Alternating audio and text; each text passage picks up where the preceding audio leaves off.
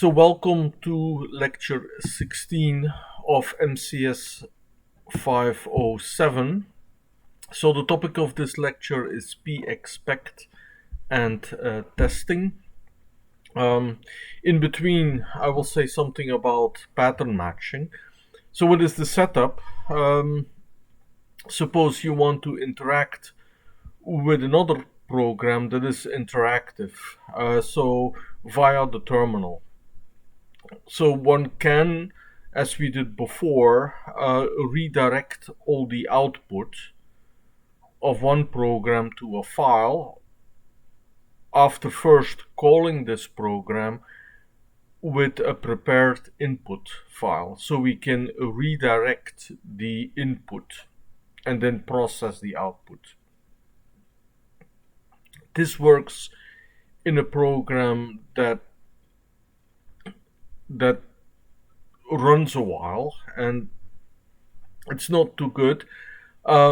Many well, it works in the case of mpsolve, but many programs have a terminal interaction, and in that way, uh, when we can capture the replies of the program, we can interact with that program without having to resort to intermediate files. So I learned for the first time about Pexpect when I was trying to understand how SageMath worked. Um, the second topic of today is testing. I will give an example of a benchmark collection. So all good software has been extensively tested, and there is in some disciplines, here I will use computer algebra, there is kind of a canonical, or there is a widely accepted benchmark of problems that every computer algebra problem system is supposed to be doing. So Pexpect can be used to systematically test all computer algebra systems. Okay, Pexpect, what does it do? And how do we interact with programs again? Um, so interfacing with programs, we can do this via the lowest level, via the library level, if we have a shared object file and if we can compile the program. But often this is not the case, or it's often also not really desirable. Now think about computer algebra systems or online terminals if you are using Python as an interactive computation.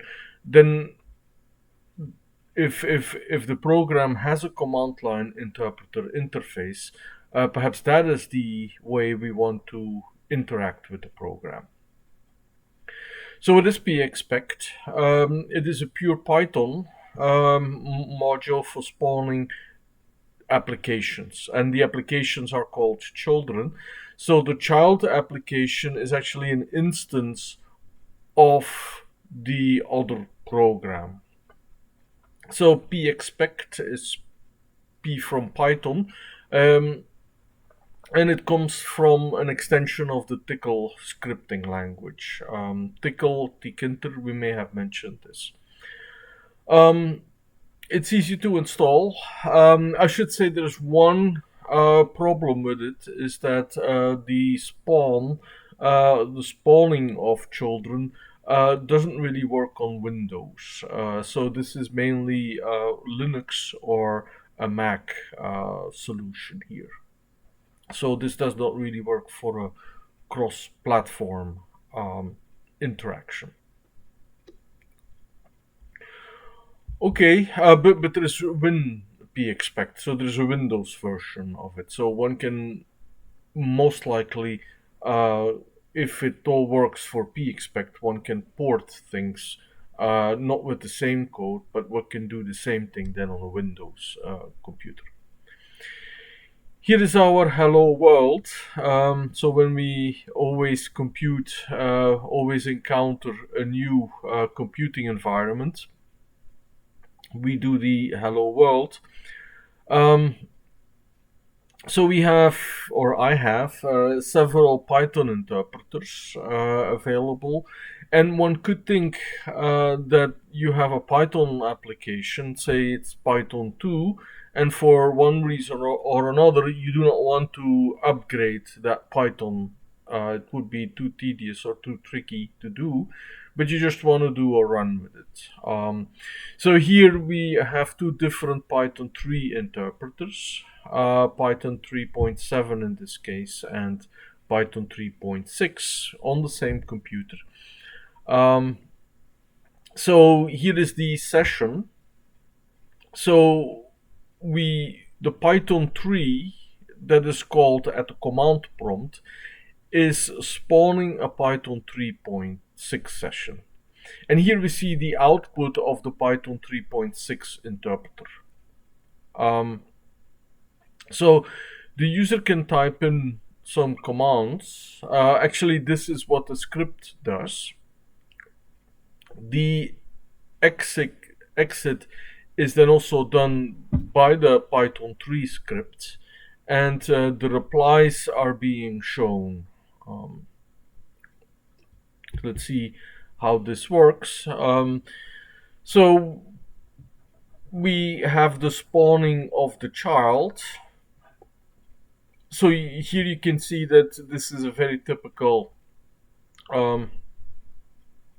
Unix command. So we are using the Python 3.6 that is available on the environment, on the system. There is the interaction that we are waiting for the prompt. So here the prompt in Python are these three arrows here. So we print everything before. So we saw all the information that the Python 3.6 interpreter prints to screen. That is done here. And then we also print what comes after the prompt. And then the interactive user, so it is actually an interactive session. The user can then type in the commands and interact through the spawned child application, can interact with the Python 3.6 interpreter here in this case. So then there is an exit that we type, and then the script mainly ends. So we on the interaction on the screen here, we see the commands that are typed in after the prompt. So first of all, before the prompt, so there are three commands that are typed in by the user. The user wants to verify still once more what is the version of the interpreter. This is really the interpreter, though it says that it is 3.6, and then it exits. And then you have here the message of the Pexpect, or actually of the script here, the final message. So with the exit, the interact stops, and then we are closing off the spawned application. Okay, so what are the most important commands? So we have the spawning of the child. It's a little bit similar to forking a process, so it's also launching another process. So we've seen the multiprocessing. So the interaction between the programs happens via strings. So strings are passed from one program to the other. So in a way, this is quite a very general way of working. So anything that the interpreter of the other program can digest will actually work. And we do this without the explicit creation of files. So there is the string mechanism, and then there is the interact that will show. So we can actually interact with the program from within another program. Okay, so the interaction, we apply the method expect. So the expect is going to look for a pattern. In particular, this will be here the prompt. So the prompt is indicating that the spawned application is ready for commands. So whenever that ready happens, so we have the before and the after, and then there is also the pattern matching. So regular expressions are here used. So regular expressions are built in by the RE module. In the second part of this lecture, I will briefly go over the basics of working with regular expressions. Okay, we've seen one example. So here is another example. So we can also look for the end of line. So we can read until the end of line. So, and we can use this /r/n looking for a new line. The /r is to indicate that it is also the, we may also have different CR or line feed symbols. Okay, let us look at another application. So suppose that we have a simple number guessing game. So the secret number is generated as a random integer between 0 and 9. And the program, so it will keep the number secret, but each time it will prompt the user for a number and then give feedback. So if the user is a bit clever, then instead of trying all the numbers between 0 and 9, based on the feedback, you should be able to get this game done in about 2 or 3 moves. So what is important is that the feedback, so we will pass the guess to this program, and that is actually a standalone Python program that will, so we will be again having 2 Python interpreters communicating with each other. Each time when we are in this while true loop, we will get something as a prompt. So there is this arrow, and then when we get the arrow, we will then further scan the output for the word low or high. Or as a matter of fact, we could, it will still be an interactive game, but we can check whether either we get the arrow back or whether we get the congratulations back. We can look for the first 2 characters even in the reply. So what is printed by this script will be checked by the script that is using the Pexpect. Here is the code that uses the Pexpect. So it spawns the game, and then it looks for the column. So the prompt ends with give a number, and that's that column that ends the prompt.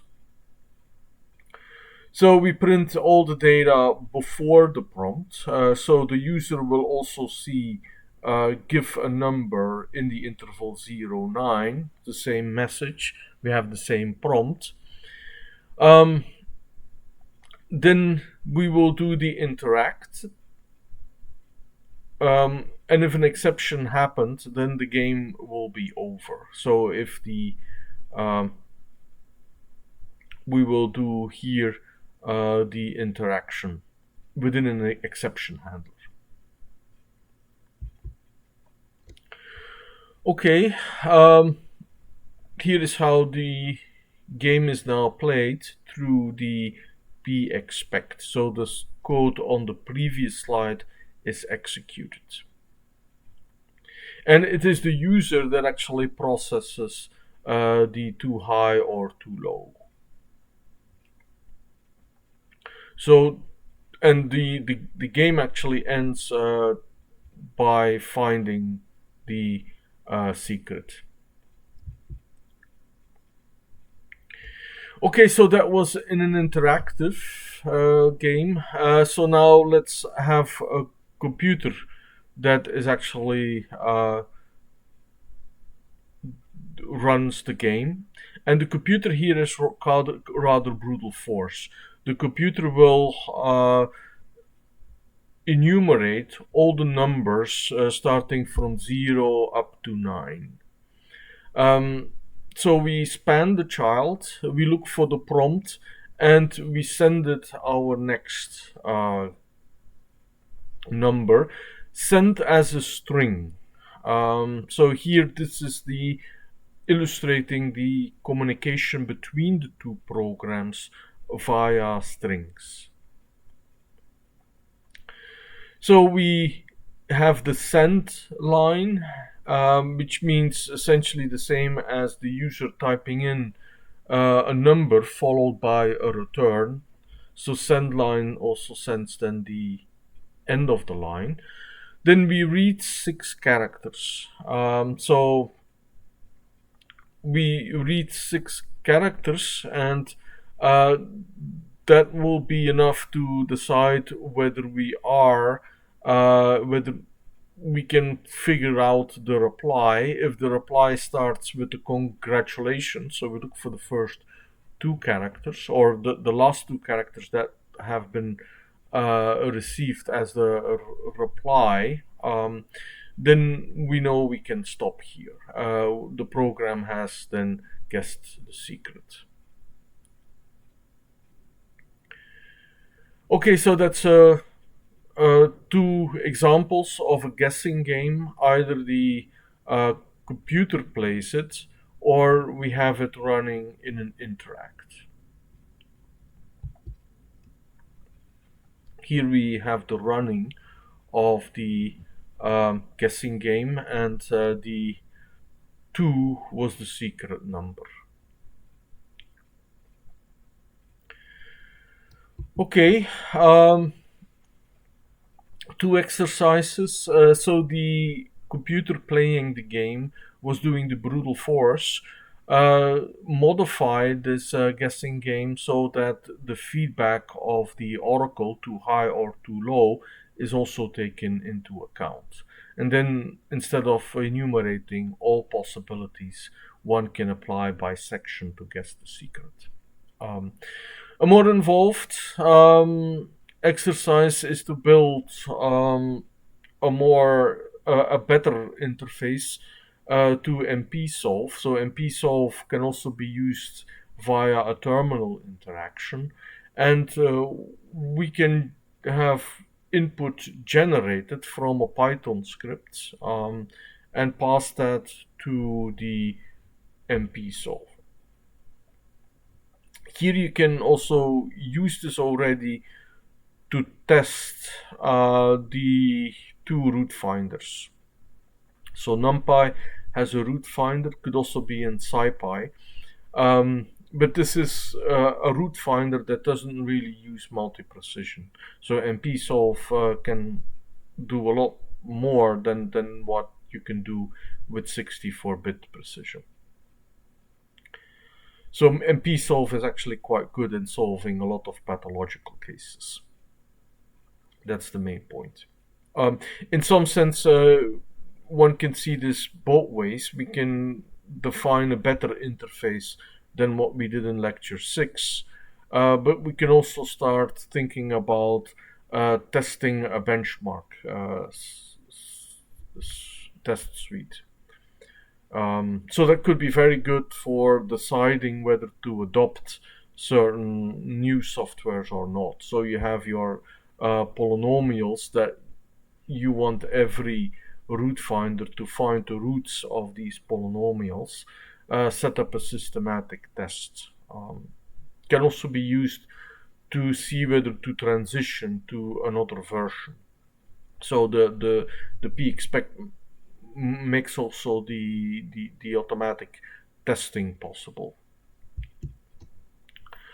Okay, so this is kind of introduced what I just indicated. So we can use Pexpect to use Python to control other programs. You can even work with the client server on different computers. Password interactions can also be automated. So setup scripts, installations can be done, and it can even be used to control web applications. So there is a text-based web browser, and you can use that to communicate not only via the terminal, but also via web browsers. Okay, before we go to the third part of the lecture in the testing of the computer algebra systems, let us look a little bit into the regular expressions. Okay, so what's the point of using the RE module?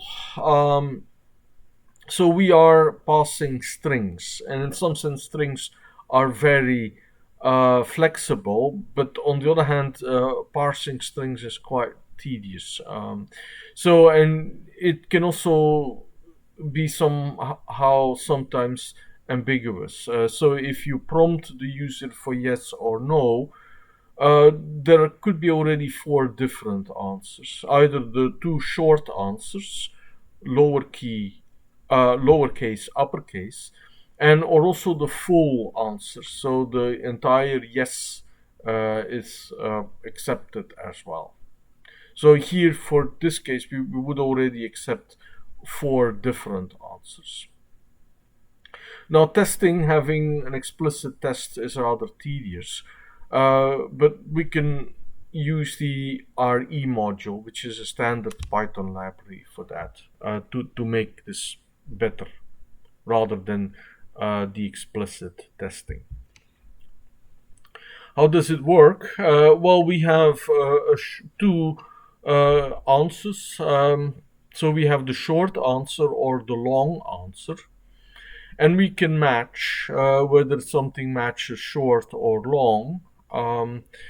So with the match operator, so any given string, we can see whether there is an exact match. So the match actually also returns a match object. We can check whether we can use, if there is a match, then there will actually be a match object be returned. Otherwise, the return is actually none. So the nice thing is that we can, if there is a match, we can kind of normalize the reply. So what can we do with this match object? Here you see that if we have a match for long, so what that means essentially is that the character y, small case or uppercase, so this vertical pipe here is the OR, So we have a match long, which is the uppercase. It does not match the lowercase, but it matches the uppercase here.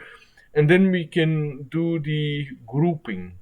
On the match object, we can group and return where the match was happening. So here you see that the long then returns the capital Y. And eventually we can then even convert to the lowercase here.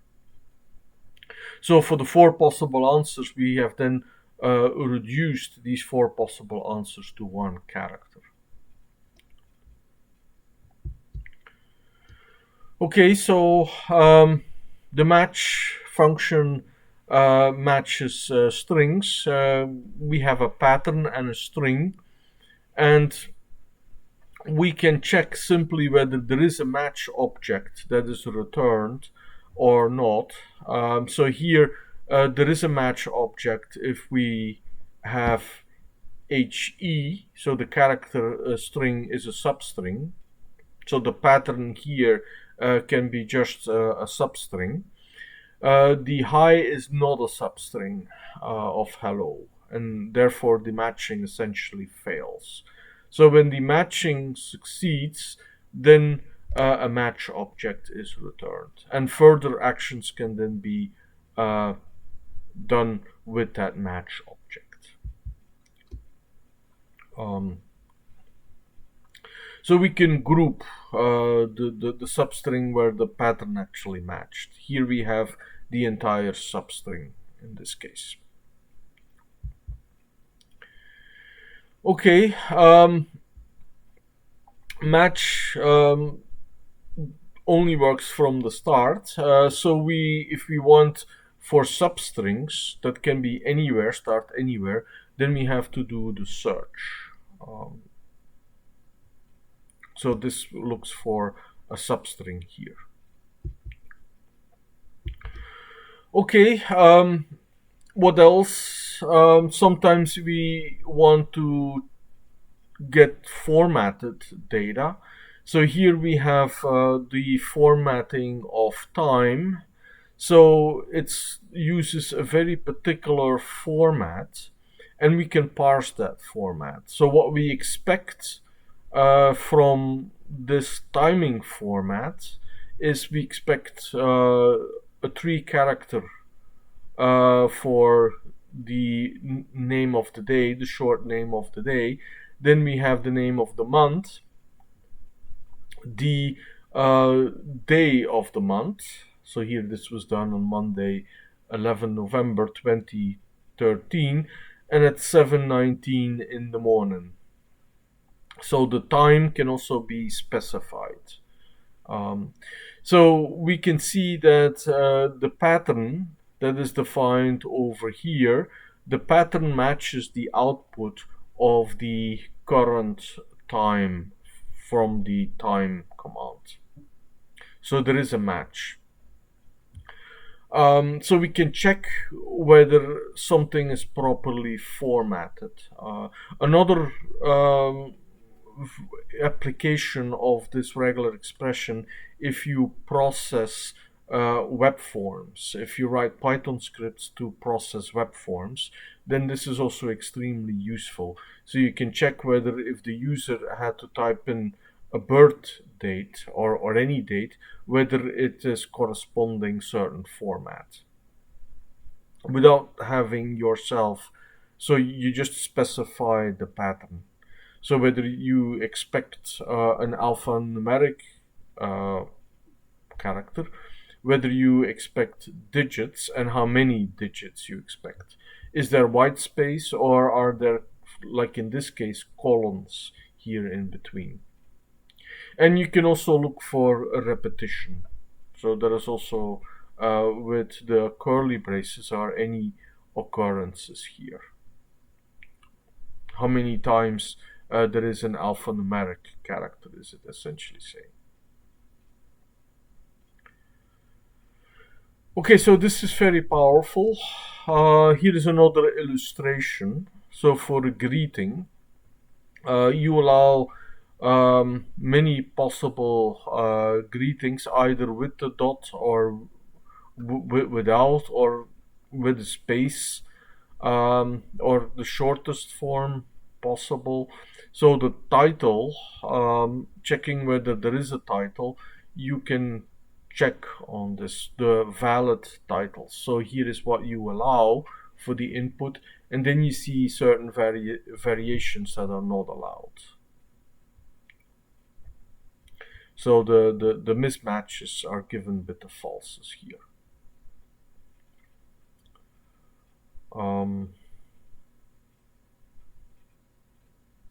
Yeah, so you can allow for wildcards. So the question marks allow for variations.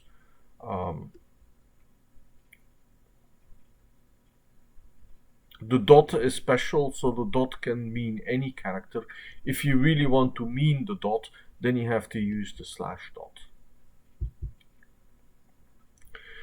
So one can match specific characters. So you can match for certain names, whether there is a name there. So that's again the exact match. But here we check whether it is a valid string. So a name, for example, has to start with an uppercase. And then consists of alphanumeric characters followed by repeated stars.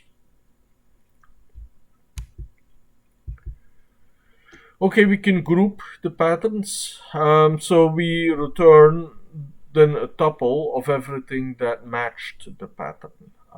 This is very useful if you had a match, then you can use the information. So you can start processing the information. If it is alphanumeric, is it containing of decimals, we can then start to compute. You can then do the parsing to the specific type.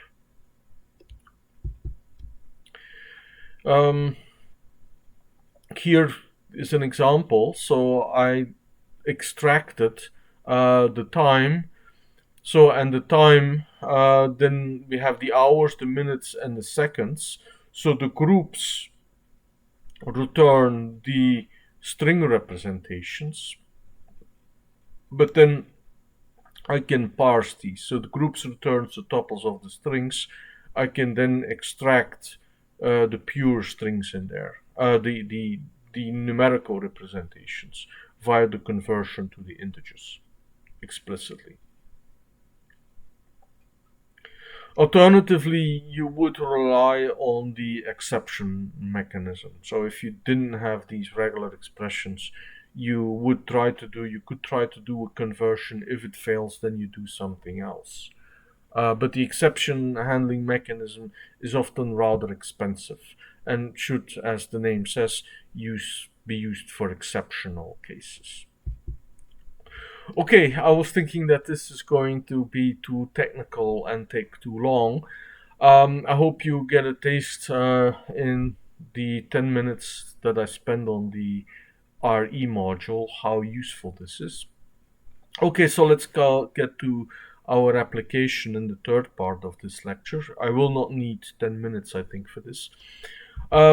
We can test software.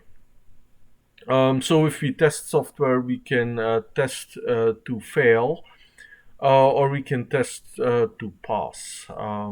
So in some sense, you can try to see if you have an interactive communication with your user, if that user actually passes what you would expect. If a user starts mistyping things, then your program shouldn't crash. So you could look for these things.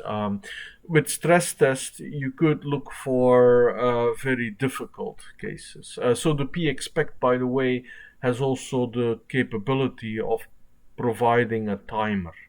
If the program does not respond within the minute, you can specify that. So in that sense, your program that you launch shouldn't crash when something is wrong with the application that you're testing.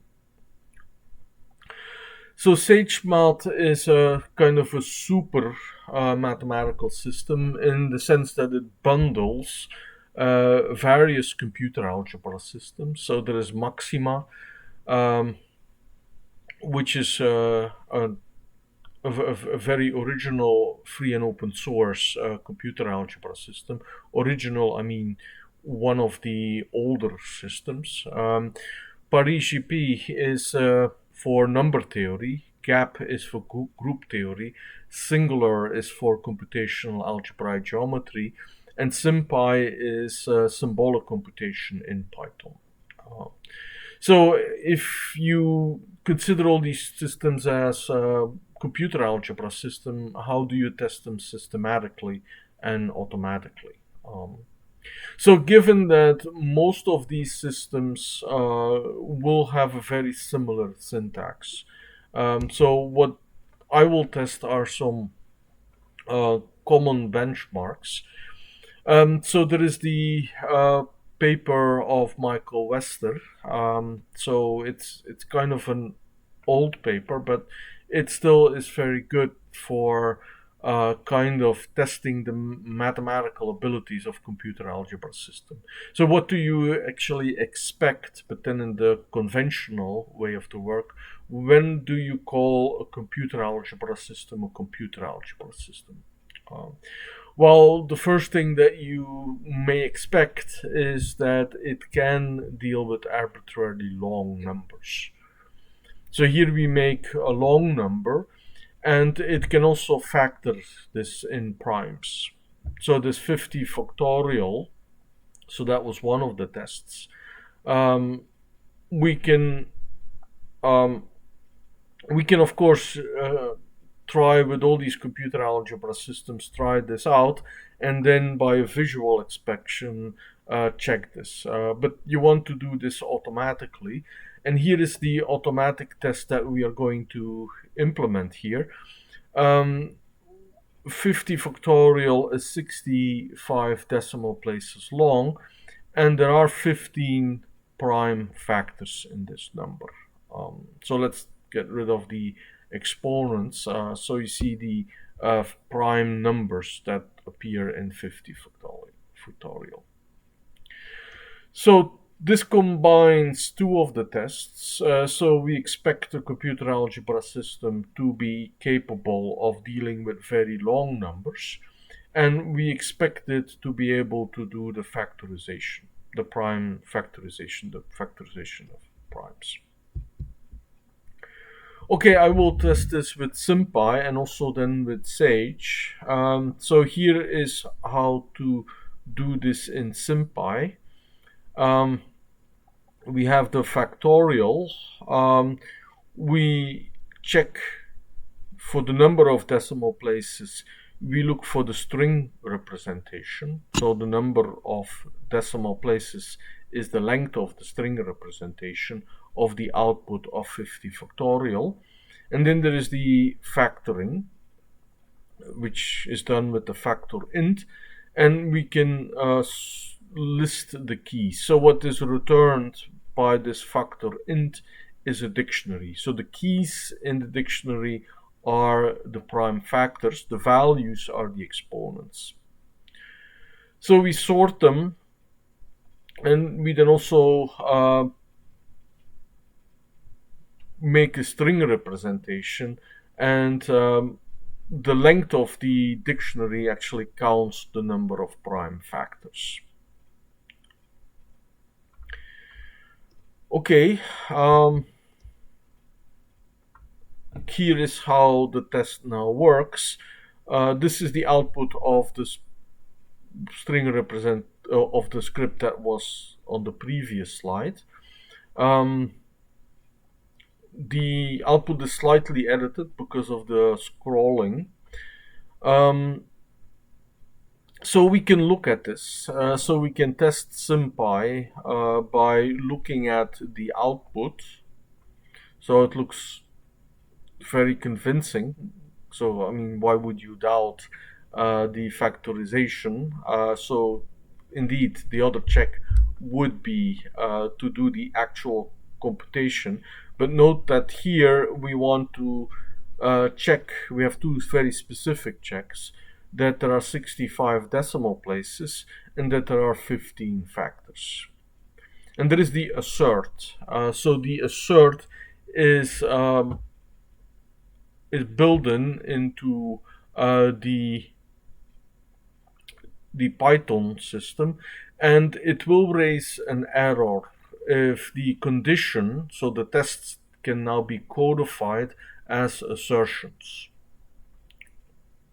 So these are conditions that we want to be verified. So the 65 decimal places and the number of prime factors.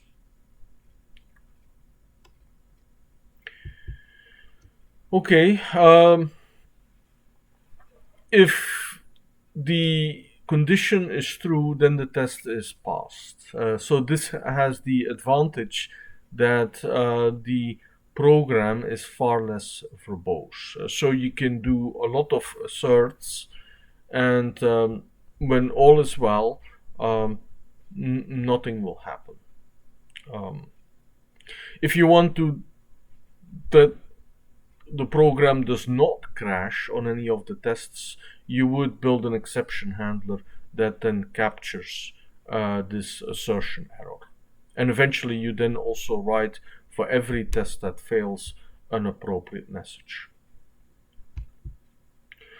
Okay, let's do this also with Sage. So here is a version test on Sage. I must say that when you run this, it takes a while for Sage to come up. Sage is a huge system, and when I ran this, I was wondering whether something was wrong. Here is the testing whether a certain version of a program is present. We get we spawn the child. We expect the prompt. So this script will not crash. So there is a very general exception handler. So if Sage is not present, or if something went wrong at the installation, then it will return none, this function. Otherwise, we will look for the version and parse what comes in the lines that we get from the output of the expect.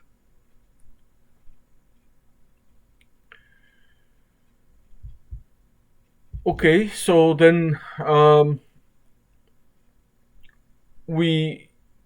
sympy is also embedded into Sage Math, so we can do actually the same commands that we use to test sympy to test Sage Math with. Okay, so we can feed the script now through the Sage interpreter.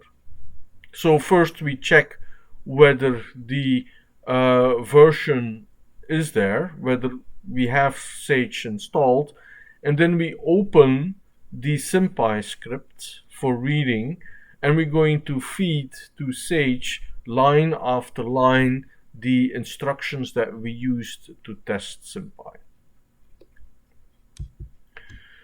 So we read a line.